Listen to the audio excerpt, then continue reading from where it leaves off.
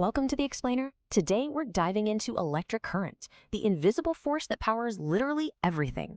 Seems like two totally different things, right?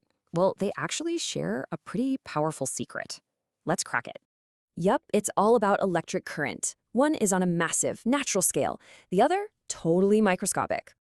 So, what is it? Simply put, it's just electric charge on the move. We measure this flow in amperes, or amps. Okay, so inside any wire, you've got electrons just zipping around randomly. They're full of energy, but going nowhere.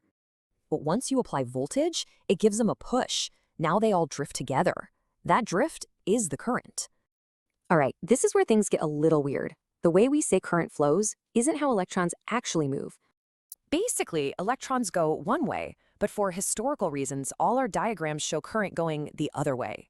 So where does that push, that voltage, come from? It happens on two totally different scales. Inside a battery, a simple chemical reaction gets the job done, pushing electrons from negative to positive. Power plants are way bigger. A turbine spins a huge magnet using magnetism to generate current for our homes. And that battery and power plant, they make two totally different flavors of current. We're talking DC and AC. And the difference is pretty simple. DC is a one-way street. AC, on the other hand, constantly switches back and forth. So that DC current is how your computer thinks. But how does it use electricity to represent, well, information? It's brilliant, really. They just use two voltage levels. Low voltage is a 0, high voltage is a 1. Simple. And everything, your photos, your apps, all of it is just billions of these ones and zeros at its core. Now, to process all of that, your phone needs an absolutely staggering number of microscopic on-off switches.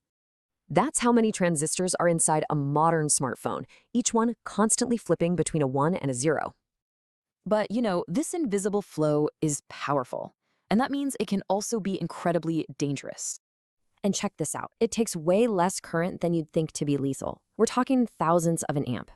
So being safe around electricity is non-negotiable. Let's quickly go over the most important do's.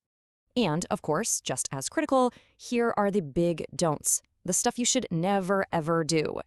So our entire world runs on this stuff.